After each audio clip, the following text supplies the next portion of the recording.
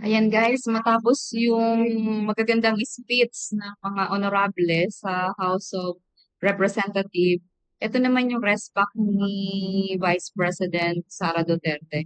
Pakinggan natin guys. Point of order. Message? Mga kababayan, ladies and gentlemen, Assalamualaikum, Warakmatullahi wa Barakatuh. Madayaw, mayong adlaw, kaninyong tanan. Magandang araw sa inyo lahat. The officials of the Office of the Vice President as well as each and every one of our satellite office leads were in receipt of a letter from the chairman of the Committee on Good Government and Public Accountability dated September 13, 2024, requesting our presence or that of our duly authorized representatives in today's initial deliberation with preliminary determination on privilege speech number 379. In view of the said letter, I am appearing before you today not only as the head of office, but more importantly as the duly authorized representative of all officials of the OVP. Simply because we have not done anything wrong. There is no misuse of funds. If there are audit findings, we shall gladly respond to them before the Commission on Audit. And if there are legitimate cases to be filed, then we shall gladly respond to them before the appropriate courts. In relation to this, may I just say that I take notice of the opening speeches and nasabi doon, there is a determination of misfeasance, nonfeasance, and malfeasance. And those are cases that should properly be taken in the courts of law. Boom! O, di ba? What we are witnessing now is no ordinary legislative inquiry. This exercise is a well-funded and coordinated political attack.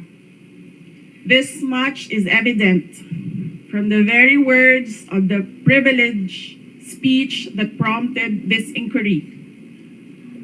A speech that simply meant to say, do not vote for Sara on 2028. It is clear to me that this inquiry is not about misused funds, accountability, or governance. Instead, it is solely aimed at discrediting my name and my office to prevent future political contests. Obviously. I have publicly stated my reasons as to why I have chosen not to defend the OVP's budget proposal for 2025. I have narrated the issues I encountered in previous years, which can easily be confirmed by looking at the NEP, the GAB, and the GAA for fiscal years 2023 and 2024. Further, I have even shared the drama that transpired last year regarding the confidential funds. Hence, just as we have done last year, we again leave the 2025 OVP budget to the pleasure of Congressman Martin Romualdez. I am not asking for any special treatment, nor am I asking you to uphold any tradition. There is no disrespect. All I am saying is that you have the complete freedom to do whatever you wish with the OVP budget. If you feel that all the documentary submissions are not enough, then by all means, huwag kayo magbigay ng budget. Sa totoo lang, hindi naman ang budget ang punteriya ninyo. Dahil napakadali naman magtanggal ng budget. Tama. What you are trying to do is make a case for impeachment. Tama. Hindi naman ako kakandidato sa nalalapit na eleksyon. Hindi ako namumulitika. Ang ginagawa ko lamang ay ang pagtupad sa aking oath of office at campaign platforms na trabaho, edukasyon, at mapayapang pamumuhay. Sinabi ko na noon at ilang beses ko nang inulit na hindi ako ang problema ng bayan na ito. Ang totoong problema ng bayan ay kagutuman, kahirapan, iligal na droga, kriminalidad, terorismo, hindi na sapat na healthcare, kalidad ng edukasyon, kawalan ng plano ng infrastruktura para sa disasters, at marami pang iba. So, you may try to destroy me, you can skin me alive, and throw my ashes to the wind. But let it be known, you will find me unbowed. Will continue to serve the Filipino people no matter the personal cost or political intrigue. Having said that, I will not allow myself to be subjected to an inquiry based on an empty privilege speech just so you can attack me and do indirectly what you failed to do directly during the budget hearings. I therefore request this committee to terminate this inquiry for its clear lack of any proposed legislation or substantive matter for discussion. Shukran. Ayan guys, terminate The na niya committee yung cannot hearing. rule pero on hindi that because the papayag. committee already took Ayan, cognizance of this. Hindi papayag yung Congress na i-terminate niya kasi immaterial na naituloy if inorgo na naman niya yung decision sa Congress para mag-decide kung ibibigay nila or hindi yung budget ng OVP. Pero in spite of that, bakit kaya gusto nilang ituloy pa din? 'Di ba? Tuloy nila kasi ang gusto nila i-discuss at i-ere ng mga mainstream media yung mga question nila about sa uh, tawag dito, confidential fund noong 2022. Kasi doon talaga nagkaroon ng problema noong 2022 na confidential fund. Dahil wala siyang budget noon, kaya nagamit yung portion ng confidential fund para itulong sa mga mahihirap sa kanilang financial and health assistance. Magandang umaga po sa ating lahat. I would like to read Section 29, Paragraph 1 of Article 6 of the Constitution. No money shall be paid out of the Treasury except in pursuance of an appropriation made by law.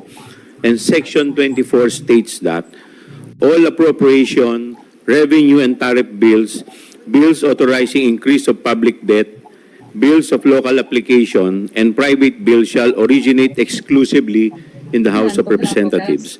But the Senate may propose or concur with amendments. In a democratic republic such as ours, governmental powers are divided among three branches. Power of the sword to the executive, power of the pen to the judiciary, and the power of the purse is assigned to Congress. The power of the purse directly affects the lives of the people. We, the legislature, assumes the role of formulating spending and taxing policies. Saan huhugutin at paano gagastusin?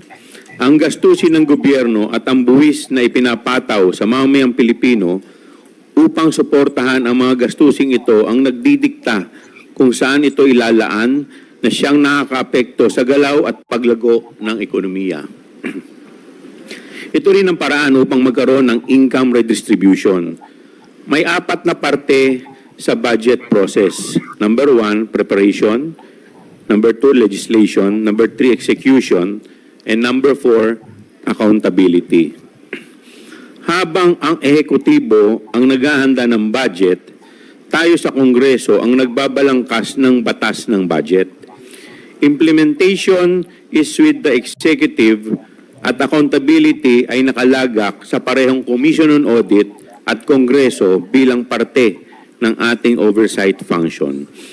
Para sa kaalaman ng lahat, the power of the purse and the role of Congress does not end with the passage of the General Appropriation Act. Kailangan malaman ng Kongreso paano ipatutupad ang appropriation law para siguraduhin na maayos itong ginastos at nakamit ang mga targets or desired outcomes ng bawat ahensyang nalagak ng pondo ng bayan.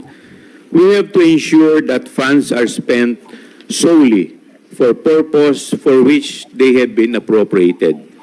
Kabilang dito ang pagsisiguro ng paggasta ay may tamang otorasyon ayon sa legal intent at purpose. Dapat panagutin ang mga ahensya sa pondong kanilang ginagastos. Kabilang na dito ang pagsisiyasat kung saan inaalam sa taong bayan mismo kung ang mga programang nilagak ng pondo ay naipatupad nga at nakarating sa kanila ang mga serbisyong pinondohan. Dahil sa pagsisiyasat kung nagagawa nga ng mga ahensya ang kanilang trabaho, ang Kongreso ay maayos na nakabalangkas ng appropriation law.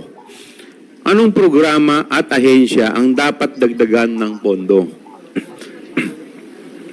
Alin ang dapat bawasan at aling programa ang dapat nang ihinto? While existing laws provide the executive some flexibility in budget implementation, mahalaga para sa Kongreso na siguruhin ang executive decisions over the budget ay ayon sa intent and priorities set in the General Appropriation Act. Karapatan ng Kongreso humingi ng paliwanag mula sa mga ahensya ng ehekutibo ukol sa kanilang pinansyal na desisyon kabilang na sa pag-withhold, delay ng release ng pondo. Realign, transfer of fund mula sa isang ahensya papunta sa isa pang ahensya o kapag nagkaroon ng karagdagang utang. Effective budget oversight requires access to financial data that can be used to verify or validate agency reports. Sa madaling salita, importante sa Kongreso na sagutin ang mga katanungang may kinalaman sa paggamit ng pondo. Importante din na ang isang independent constitutional body kagaya ng Commission on Audit na may presensya sa lahat ng government offices upang matulungan ang oversight initiative ng legislatura. Ito ang power of the purse ng Kongreso. There may be arguments of extending parliamentary courtesy to several high offices of the executive. But I ask this, is parliamentary courtesy more important than safeguarding the budget to ensure proper utilization and allocation? Putulin ko po muna dyan. Yung parliamentary courtesy daw ba ay mas mahalaga kaysa dun sa pag-scrutinize ng budget? Bakit kung hindi mahalaga ang parliamentary courtesy, bakit hindi nyo binusisi ang budget ng Office of the President? Imagine, ang nire-request na budget is 10.2 billion at binigyan nyo siya ng yung tradition na parliamentary courtesy. Hindi nyo na siya binusisi, tinerminate nyo na yung hearing, inapprove nyo na rin yung budget. Pero bakit kay Vice President Sara Duterte ay hindi pwedeng i-apply ang parliamentary courtesy? Ayun lang ang tanong, 'di ba? O sige, tuloy. Than asserting the power of the purse? Is parliamentary courtesy going to answer for social programs needing allocation? Paano naman ang parliamentary courtesy na sagutin ng Kongreso paukol sa paghingi ng pondo ng isang ahensya at paggamit nito upang epektibong magawa ng Kongreso ang kanyang tungkulin sa proseso ng budget? Nagagawa nga ba ng epektibo ang pagpaprocess nyo ng budget? Bakit ang daming insertion? O, di ba? 2022, 2023, 2024. Nagmamagic ang budget ng Kongreso. O, di ba? Yung 13 billion, if I'm not mistaken, naging ilan? nadagdagan ng 11 billion, naging 28 billion. Oh, basta magkano yun? Basta nadagdagan ng 11 billion eh. So 17, naging 28, naging 28 billion nung lumabas na after ng BICAM. 'Di ba? O sige, tuloy. With this, I now recognize the Honorable Rolando M. Valeriano of 2nd District of Manila for his remarks. Okay, Congressman Valeriano. Valeriano ba? Tama. Ano na lang, Thank you, basahin Mr. natin yung Chairman. pangalan niya.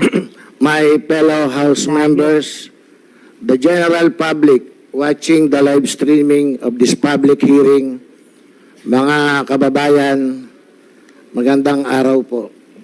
Congressman Rolando Nagpapasalamat po ako Valeriano. sa liderato ng Kamara sa kanilang referral ng aking September 3 privilege speech dito sa Kapita-Pitagang Committee on Good Government and Public Kapita-pitagan nga ba? Accountability. Since that day, the Committee on Appropriations decided to reduce the OBP's proposed 2025 budget partly due to unverified claims about beneficiaries and strategic partnerships. Ang pagtanggi ni Vice President Sara Duterte na sagutin ang mga tanong tungkol sa kanyang panukalang budget at ang questionable niyang paggastos Questionable? Kayo yung magja-judge? Meron na bang judgment ang COA? O, di ba meron pang up to February 25, February 2025 bago mahusgahan kung meron ngang nilabag or hindi ang Office of the Vice President. O, tuloy. sa mga nagdaang OBP budget na sinita ng Commission ng Audit ang mga dahilan kung bakit tayo narito ngayon. Oo. May disallowance ang OBP at of course worth 73 million. Ang iba doon kasi confidential fund hindi nagamit bilang confidential fund. Bakit? Nung umupo ba si BP Sara, meron na siyang budget. 'Di ba ang ni-request ni former Vice President Leni Robredo ay para lang sa half year. 700 million lang ang kanyang ni-request na budget. So, nung pag-upo ni BP Sara, wala talaga, zero budget siya. Kaya siya nag-request ng budget para meron siyang magamit for half year kasi June 30 up to December. Kaso, hindi naman niya ni-expect na yung pinagtiwalaan niya na ka-team, ka-unit team, ay hindi pala ganun ang purpose ng pag-unit team sa kanya. Ni-release yung budget sa kanya ng December. Almost sabi nga nila 11 days na lang or 19 days na lang before ma-forfeit at ibalik sa treasury yung budget. So, yung ibang budget nakita ng COA nagamit sa medical expense and financial health ng mga tao.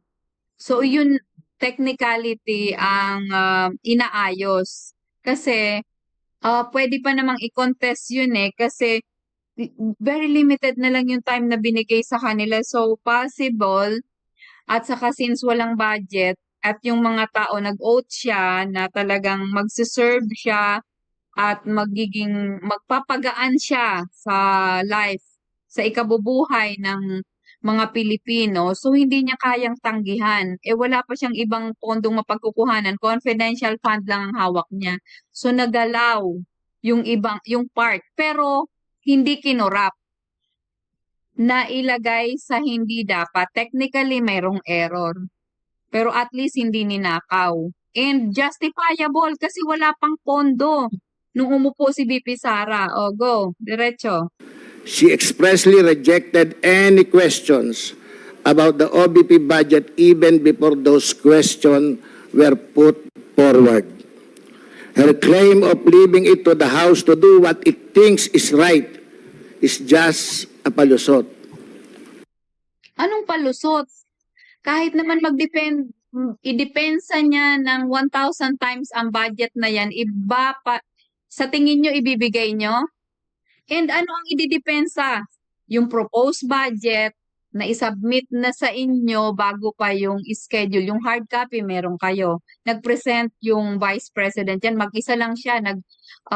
Nag-present siya ng kanyang proposed budget through what we call PowerPoint presentation. Oh, meron kayong hard copy. Nag-present pa yung Vice President. Hindi na ninyo na-appreciate. Ang tinatanong ninyo yung tungkol sa confidential fund nung way back 2022, yung naisalin sa kanyang budget na worth 125. Hindi ba 125 million? Hindi ba kayo gagraduate doon? Di ba natapos na yung issue na yan nung 2023 na hindi na pumayag si Vice President na magkaroon pa siya ng confidential fund noong 2024, itong taon na to. So, itong pag-uusapan ngayong budget 2025, kung may i-review man, babalik ng 2024 according nga kay GMA, wala ng confidential fund ang 2024 and 2025, pero kayo, ang kulit-kulit nyo. Yun ang gusto nyong i-discuss. Pinatatagal nyo, kayo ang nagpapatagal. Kasi kung tutuusin, kung sinunod ninyo kung ano yung program, yung invitation ninyo kay VP Sara, nung palang August 27, natapos na yan. Kasi, dun kayo magbe-base sa 2025 kasi yun na nakaprogram nung araw na yon. Oo, allowed kayo magtanong ng confidential fund and all that. Pero, COA na nga ang sasagot yan and every time naman nandyan ang COA na sumasagot sa inyo pero hindi pa rin kayo nasasatisfied. Sinabi na nga ng COA na yung disallowance, hindi lang naman isang agency o isang local government ang nagkakaroon yan. Napakaraming nagkakaroon yan. Ang nakakapagtaka nga lang, na-highlight na yung Office of the Vice President lang yung pinipersecute nyo, yung binubusisi nyo. Pero yung napakalalaking budget, napakalalaking disallowances, never nyo pang ginisa dyan sa Kongreso.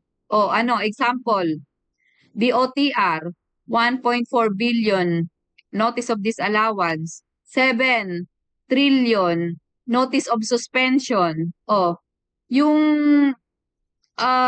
DPWH, 5 billion notice of disallowance. O, yung Department of Agriculture, 900 million notice of disallowance. Yung mga agency ba yun ay binusisi nyo up to yung kagaya ng ginagawa nyo sa office ng Vice President? Kung tutuusin, barya, alikabok lang dun sa malalaking tipak na bato na disallowances nung mga nabanggit ko. Hindi pa yan kasama yung Kongreso.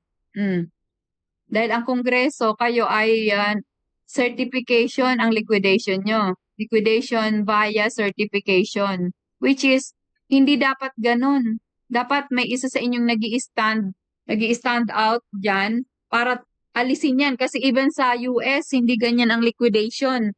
Ang liquidation sa US, up to the single cent, nakaresibo. Oh, di ba?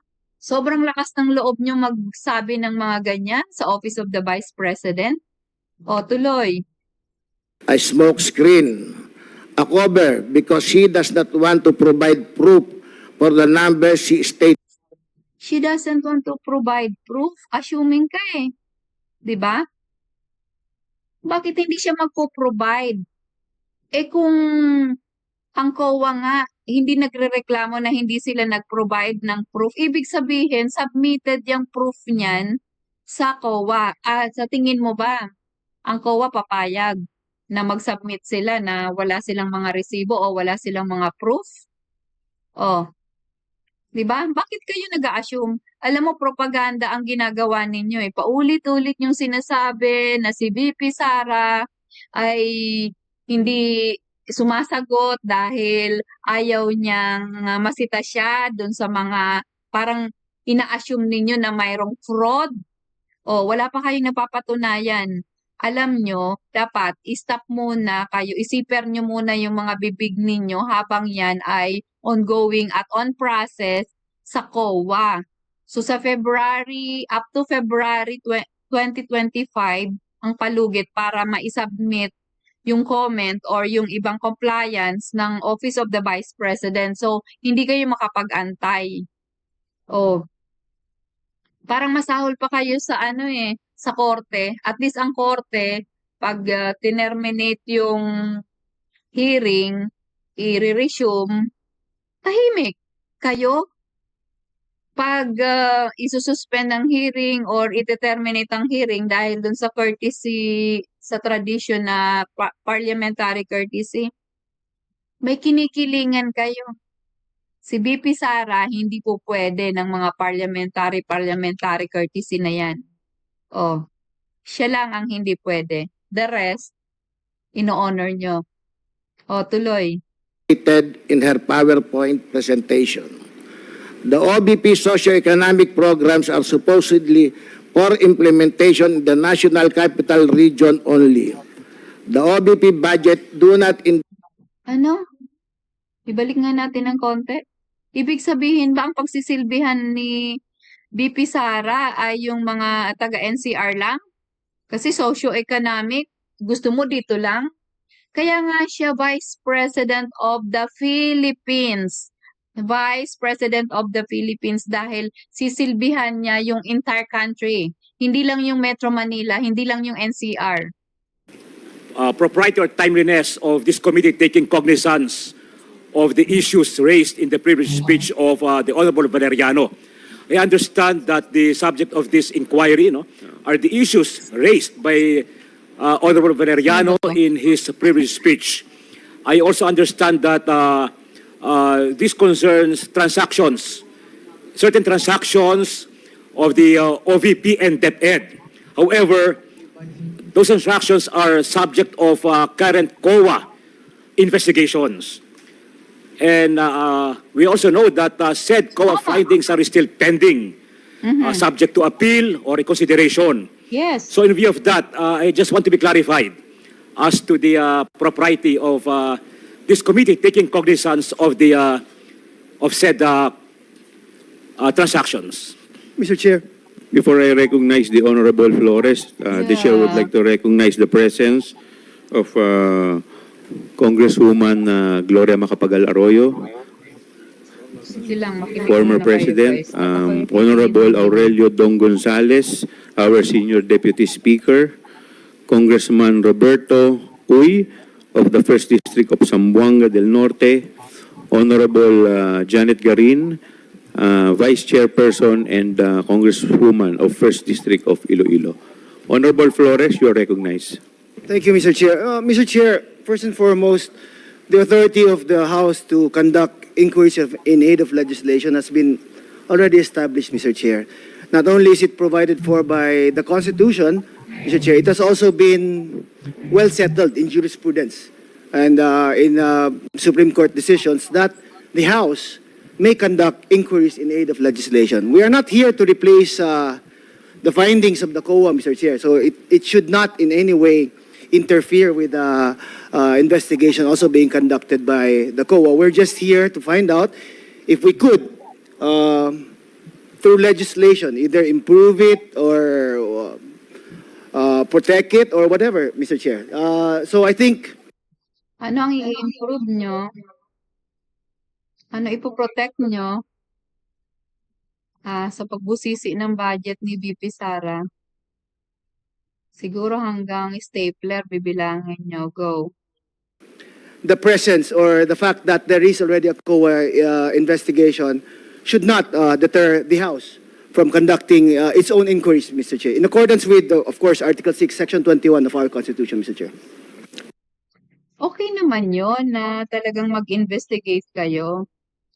Okay din naman yun na magbusisi kayo, i-itemize nyo yung parang mag-audit kayo kung gusto nyo, agawan nyo na rin ng trabaho yung mga auditor ng COA, no?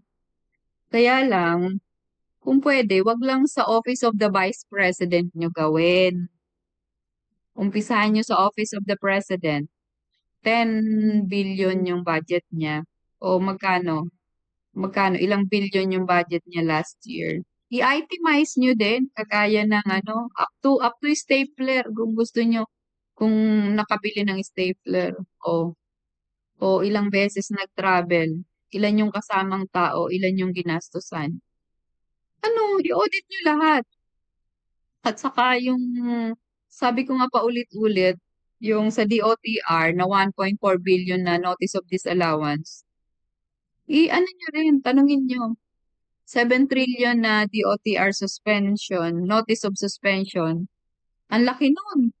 Saan napunta yun? Ayun, busisiin nyo rin yun. Hindi yung kakapiranggot, yung baryang-barya na 73 million compared dun sa 7 trillion, binabaliwala nyo. 'Di ba?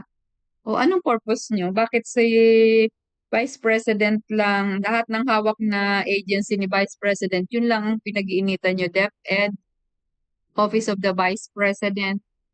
Walang problema sa ginagawa nyo if that is for the aids of legislation.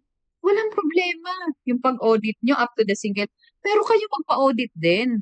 Maglabas din kayo ng mga resibo. O go. Thank you, Honorable Flores. Mr. Chair, Honorable Hindi bagay sa inyo magtawagan ng honorable the Vice at sa iba pang mga way of serving the community. So, yun ang nangyari. So, tingnan naman natin kung ano ang magiging reaction ni VP Sara after nito.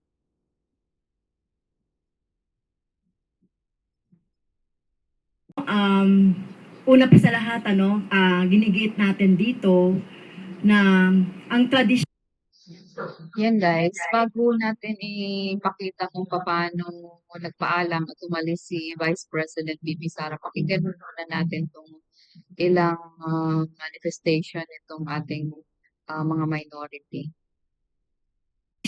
ay tradisyon, pero una sa lahat, kung ang tradisyon ay bumabangga sa interes ng mga mamamayan, sa interes ng publiko, at accountability ng mga public officials, at saka pagiging transparent ng lahat ng ating mga ginagawa, lalong-lalo na po sa kaperahan o lalong-lalo po sa budget or whatever na Ano sinabi niya sa una, ulitin natin ng konti guys. Ha?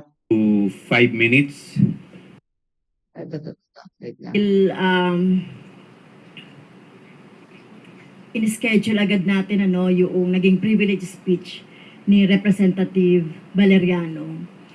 Alam niyo po, una pa sa lahat, ginigit natin dito na ang tradisyon ay tradisyon. Pero una sa lahat, kung ang tradisyon ay bumabangga sa interes ng mga mamamayan, sa interes Ito po. Ang sinasabi niya, ang tradisyon ay tradisyon. Pero kung ang tradisyon ay bumabangga sa interes ng mga mamamayan, ay kailangan mas ipa-priority yung interes ng mamamayan, di ba? Pero dito, kasi yung tradisyon talaga, ang Vice President at saka ang Office of the President, usually hindi na tinatanong dito sa pagdinig or hearing ng kanilang proposed budget for the said year. Like, ngayon, hinihiring natin ngayon 2024, yung para sa 2025 proposed budget ng Office of the Vice President. Yung Office of the President, tinerminate yung hearing bilang courtesy o paggalang dun sa tradisyon na binibigyan ng parliamentary courtesy yung dalawa sa pinakamataas na opisyales ng bansa, itong President at saka Vice President. So, yung tradisyon, in-apply nila kay President Marcos. Pero pagdating kay VP Sara, hindi nila ina-apply at ang sinasabi nila, kaya nila hindi in-apply itong tradisyon kasi nga bumabangga sa interes ng taong bayan. So parang pinalalabas nila na yung Office of the President walang anomaly. At itong Vice President, opisina niya, ito yung maraming anomalya. Kaya kailangan nilang i-check, itemize yung mga expenses nitong Office of the Vice President. Which is, kung makikita nyo, mayroong award ang Vice President, 'di ba? The most effective or functioning, the most effective and functioning office or agency, ang OBP, ang Department of Education, 'di ba? At yung nag-present siya ng proposed budget, nakita nyo, naka-itemize lahat ng accomplishment nila, napakahaba ng accomplishment nila. And yung proposed budget naman, naka-explain naman doon kung saan mapupunta yung hinihingi nilang budget na base naman sa Department of Budget and Management yung amount na kanilang sinundan lang. Ngayon, itong mga to, gusto nilang palabasin na kailangan nilang busisiing maigi yung budget ni Vice President Sara Duterte dahil parang lumalabas na may anomalya. Pero ang totoo nun, ang notice of disallowance ni VP Sara na 73 million na yung portion of that ay nagamit nga dun sa pagtulong sa mahihirap, health and medical and financial assistance ng mga tao. At napakaliit lang nun, baryang-barya compare sa disallowances ng ibang mga agency. Ang problema, ang gusto nilang busisiin, isang agency lang. Ito lang, Office of the Vice President. O ituloy natin, guys. Interes ng publiko at accountability ng mga public officials at saka pagiging transparent. Interest daw ng publiko at saka accountability ng mga public officials. O bakit? Yung Department of Transportation, hindi nyo binusisi. Siguro dahil nasaan yung budget no, nakarating kaya sa kanila? O yung Department of Agriculture, ba't hindi nyo binusisi yung 900 million na notice of disallowance? I think that's 2022. Bakit yung sa DPWH na disallowance nila na nasa 5, kung hindi ako nagkakamali, nasa 5 billion notice of disallowance, hindi rin nila binusisi. Bakit? Hindi kaya, yung pera kaya yun nakarating sa DPWH? O hindi? Kaya hindi nila scrutinize dahil nasaan kaya yung pera? 'Di ba? Baka yung mga pera na yon napunta kung saan at inilagay yung pondo sa unfunded o unprogram. So wala na. Napunta na siya doon sa mga ewan ko kung saan napunta. Pero ang nakakaalam lang yan, ang Congress. 'Di ba? Bakit yung Congress walang nag-o-audit? Kaya ginaganito tayo. 'Di ba? Sige, tuloy natin. Nung lahat ng ating mga ginagawa, lalong-lalo na po sa kaperahan o lalong-lalo po sa budget or whatever na pinagkatiwala po ng taong bayan sa atin. Parang ang linis, pinagkatiwala ng tao. Parang makabayan talaga sila pag nagsasalita. Pero para sa hindi nakakaalam, ito si Franz Castro ay na-involve siya o convicted siya ng child abuse. Nakakapagtaka kasi nandiyan pa rin siya sa Congress. 'Di ba? Dapat itong government na to, yung mga convicted ipinakukulong, 'di ba? Pero ang gustong ipakulong yung mga Duterte. 'Di ba? Ano bang ginawa ni Duterte? Ano bang ginawa nila VP Sara kundi mag-serve lang, maglingkod lang? Yung Davao, kung titingnan nyo, the most peaceful at sa buong Asia nga, siya yung pinaka-peaceful na city sa buong Asia. And I mean, nasa top 10 yata siya o nasa top 5. And kung makikita nyo, napakalinis. And bukod sa, ang mga tao doon napaka-peaceful. Ang mga negosyo doon hindi ganun sinusuppress. Talagang inaalalayan ng government. Ang mayor doon laging nasa mga barangay, hands-on. Talagang ganun ang mga Duterte. Pero bakit? Bakit ginaganito ang mga Duterte? Bakit lahat ng hearing sa Congress ay kailangan tukuyin yung mga kasalanan ni Duterte? Yung panahon ba ni Pangulong Duterte, hinabol ba niya si Pinoy? Di ba hindi? Kasi ang ginawa niya, nagtrabaho siya para mabigyan ng talagang mapaglingkuran o mapagserbisyohan talaga yung mga Pilipino sa halip na maghabol ng maghabol dun sa mga kasalanan ng past administration, 'di ba? So ngayon, 2 years na, ano nangyayari? Kung ganito ng ganito yung ginagawa ng mga opisyales diyan sa Kongreso, 2 years na, walang infrastructure, 2 years na, ano yung mga kalagayan ng mga tao ngayon? Hirap na hirap sa taas ng bilihin. Pero tumataas ang mga crime dahil yung mga pulis napapadala lahat sa Davao. Ang daming missing na tao, o 'di ba? So, kailangan talaga na ano, na ito maging tawag dito, ang gawin natin, obligahin din naman natin sila na mag-liquidate. O para hindi lang yung mga local governments ang or yung mga individual agency ng government ang ino-audit, pero yung pera pala wala dun sa mga agency na yun. O yun ang dapat nating ano, busisiin o ituloy natin 'to. Kailangan po, yun yung nauna. Kaya nagpapasalamat po ako na dahil ito po yung magsiset, no, noong mga pwede nating magawa sa rules, mabago sa rules, pwede nating in aid of legislation, lalong-lalo na pinag-uusapan natin ang confidential funds and intelligence funds or confidential funds dito sa Office of the Vice President. At ito ay inaasahan ko na magsiset etong gagawin sa katapusan nitong nitong hearing na ito, yung magsiset talaga na kung dapat o hindi dapat mabigyan ng confidential funds ang ating mga national government agency. At kung meron man, depende kung ano po kung ano po O 'di ba?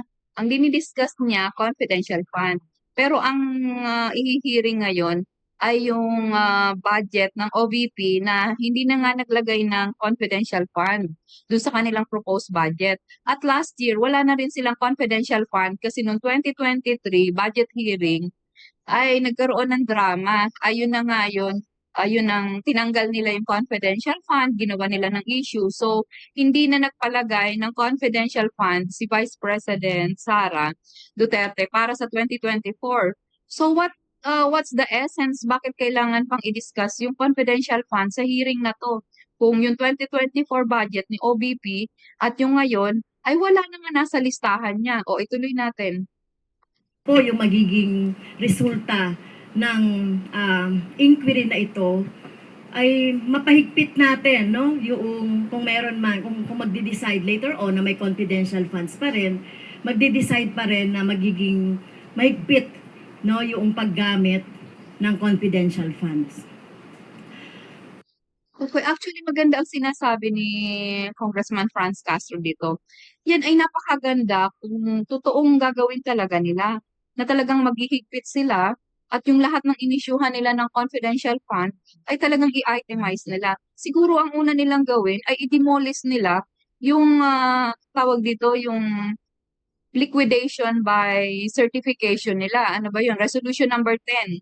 So yun ang una nila dapat i-work out kasi hanggat hindi nila na-work out o natatanggal yung resolution number 10 na kung saan silang mga kongresista, mga senador ay nagli-liquidate through certification din ng sarili nila. Isipin mo. O, pagka ganun ang certification, syempre yun ang nasa batas eh. So yun ang susundin ng COA. O nasaan ang transparency kung hindi natin sila hihingian ng resibo? Kung meron dapat gawin itong minority at yung ibang mga matitinong congressman, matitinong senador, ay unahin nilang i-demolish yung liquidation by certification which is resolution number 10 para talagang totoong maging transparent ang liquidation ng government funds, 'di ba? So walang kinikilingan, 'di ba? Kasi sabi nga good governance, 'di ba? Accountability, transparency. Pero walang transparent when it comes sa budget ng Kongreso, when it comes sa budget ng Senado, 'di ba? O ang binubusi lang yung mga agency, o 'di ba? And yung even yung mga disallowances na napakaraming disallowance. Pero bakit hindi rin tinututukan yung mga disallowances? Hindi ang tinututukan nila para sa disallowance yung sa OBP lang. 'Di ba? Napaka-unfair. O situloy natin. Okay, so dahil hindi naman po nag-oath yung Vice President, Mr. Chair, ang akin na lang mga tanong ay tatanong ko na lang po sa DBM at saka sa COA. Okay, so inaasahan natin no, na magsasabi kayo ng totoo. Alam niyo po, hindi nag-take oath si VP Sara kasi nakalagay dun sa kanilang program na ang mag-take oath lang ay ang witness and she is a resource person. So, sumusunod maigi sa protocol si Vice President VP Sara kaya hindi nila napilit. So, tuloy po natin. So yung first question ko po sa DBM. Yung pong, by the way, I manifest second round kung matatapos ko na yung 5 minutes, Mr. Chair. Sige po. Okay. So, nung 2022 po na budget, Alam nyo, pasensya na kung ikat ko kayo. Actually, yung way ng pagtatanong nito nila Congressman Franz Castro, magaling eh. Sila ay magagaling. Kung sana sila ay magiging para sa taong totoo, ha?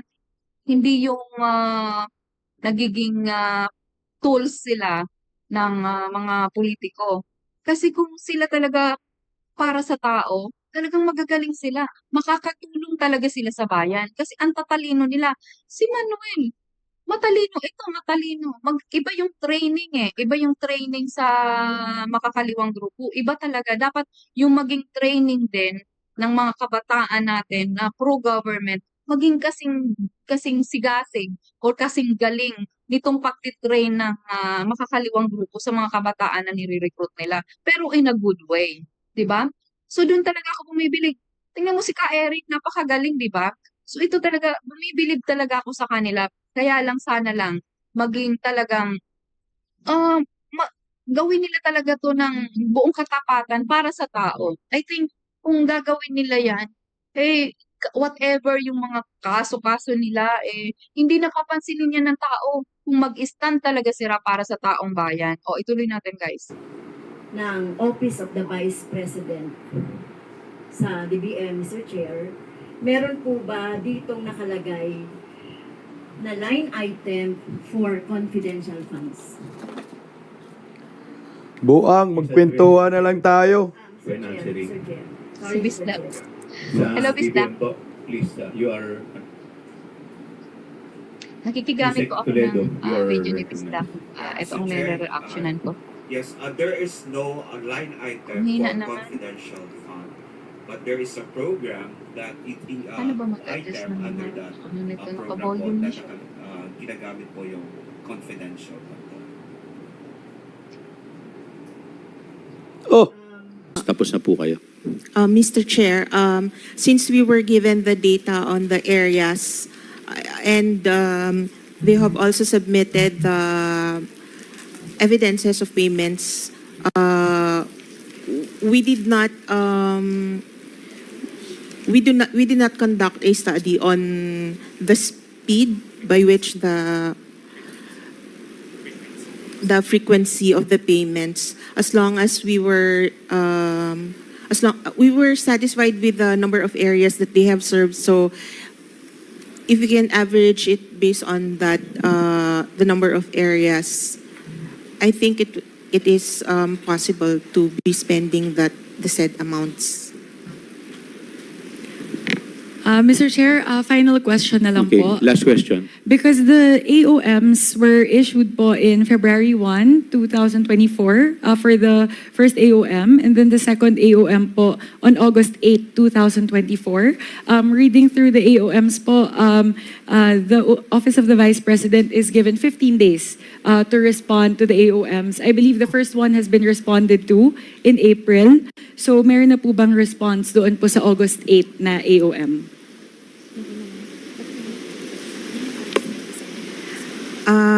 Yes, Madam Chair, they have submitted their reply to the AOMs, and the audit is on the compliance is ongoing.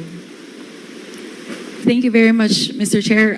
Those are my clarificatory questions po. Clarification because the team handling the audit is now here. So just wanted to clarify po. dun po sa slides na present po nung nakalaang OVP budget hearing. Maraming salamat po, Mr. Chair. Mr. Chair.